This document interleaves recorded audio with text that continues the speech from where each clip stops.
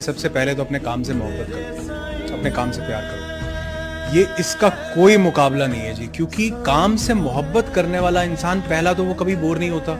दूसरा वो उसके आउटकम से नहीं उसकी जर्नी से अटैच होता है। मुझे अगर मान लो मनाली घूमने के लिए जाना है, मुझे पहाड़ों में घूमने के लिए जाना है और मैं 10 दिन से मैं मनाली जाऊं, घूमने जाऊं, मैं वहां पहुंच गया, खत्म। अगर मैंने उसकी जर्नी को भी एंजॉय किया, आज मैं पैकिंग कर रहा हूं, आज मैंने कपड़े खरीदे, यार रास्ते में झरना भी आया, ओ पहाड़ भी आए, मैं अगर उसकी जर्नी को एंजॉय कर रहा हूं ना, तो मेरी